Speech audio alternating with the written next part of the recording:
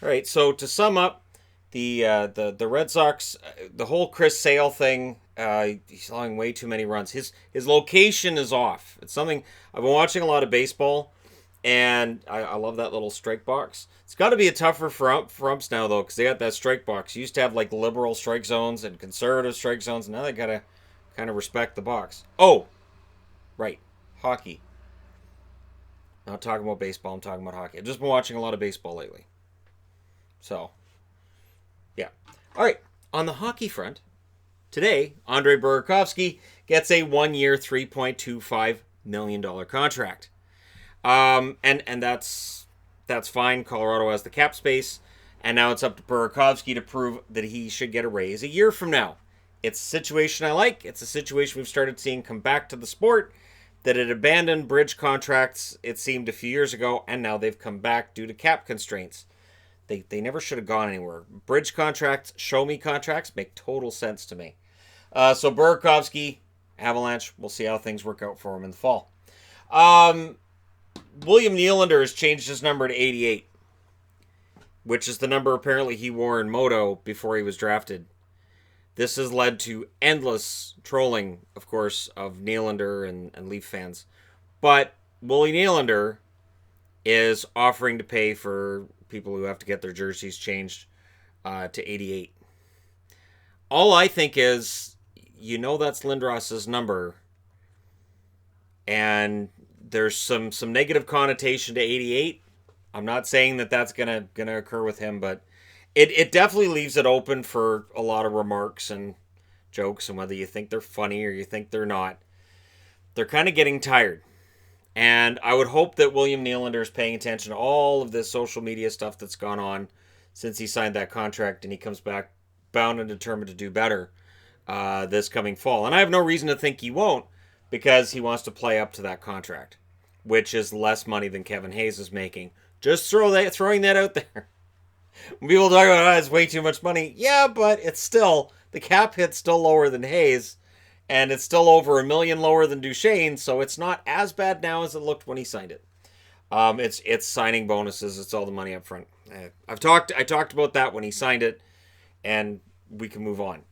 Not that the NHL world will, but we as a channel can move along. We can move forward, move past it. Speaking of moving past it, Voynov has signed a contract with HC Avangard of the KHL.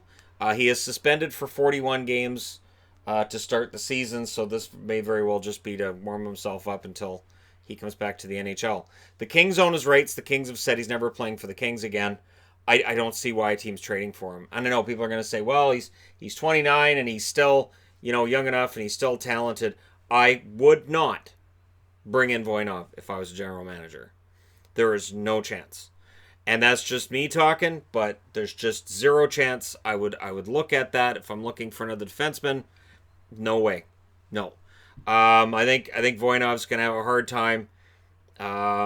He's been overseas for a while. Now he played a lot in the NHL before that, so the transition could be fine. But the idea is this: we don't know if you're getting back exactly the defenseman he was when he was thrown out of the NHL or not. So, the whole Voynov thing stinks. I don't talk about it on this channel because I think it's just a crap situation for everybody, and I would be very surprised to see him playing after those 41 games are done. I would be very surprised if anybody touches that player, given the baggage that could come along with that. So it'll be very interesting to see what happens. I'm not saying he doesn't come back to the NHL and play. Just saying that I don't know which team right now would be looking at their blue line and going, we're going to add Voynov here and it's going to be great. Entry-level contracts get signed over the weekend and today. Cousins in Buffalo, Cedar in Detroit, Bjorn Fote in LA. Cedar's the one who may very well push for a job right out of training camp. He's already playing against men in the German league. He's already physically matured enough to play. Not that that matters as much as it used to. We found out with Pettersson in Vancouver last year, you know what, this whole adding on pounds to bulk yourself up for the NHL, those days might be finished. Maybe you don't need to do that anymore. So Cedar could very well push his way into a job. I don't think Cousins will. I think Buffalo's taking their time with him, and Bjorn Fote in LA Likely going to take a while, but the fact that we're getting so many of this year's draft class signed already, kind of fun. Taylor Hall, and there's articles on numerous different hockey sites right now. The Taylor Hall thing with New Jersey is tricky, and I don't envy Ray Shero's job on this. I said about the Senators for a year, you only get to trade Erik Karlsson once, not William Karlsson, obviously Erik Karlsson.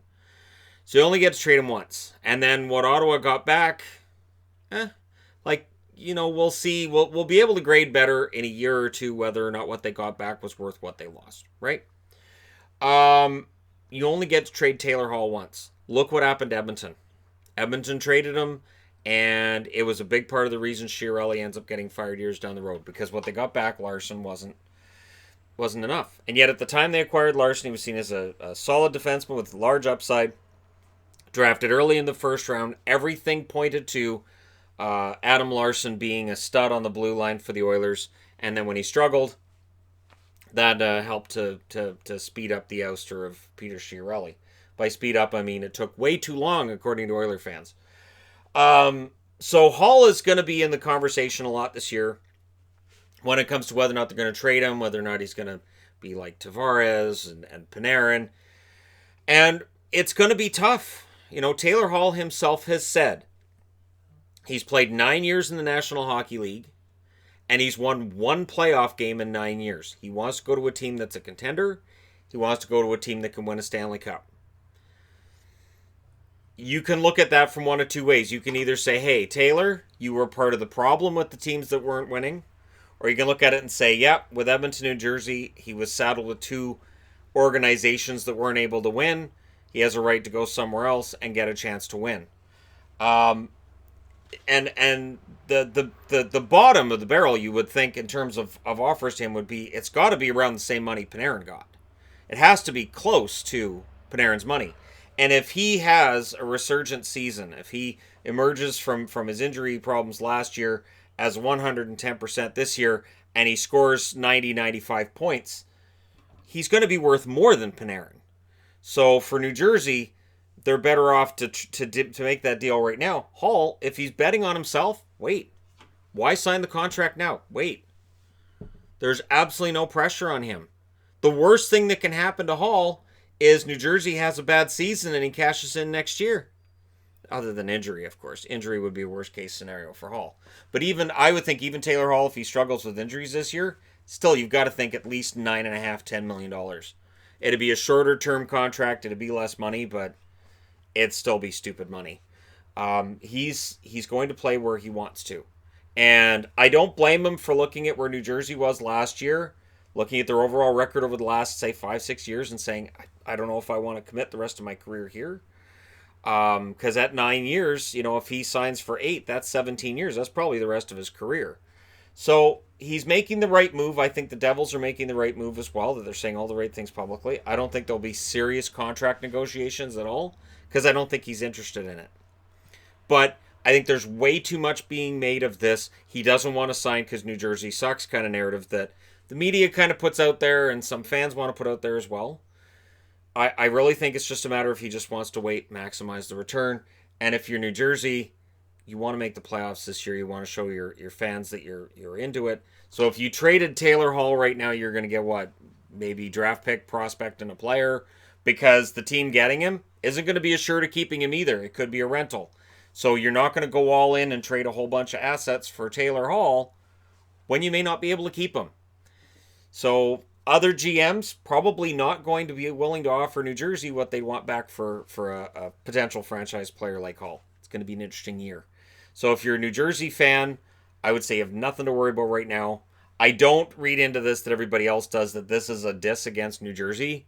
I think this is just a player saying, I want to make sure that I can win. And I don't think it's any different than what other free agents have done in the past. It doesn't mean he's not going to re-sign. And I'll close with this.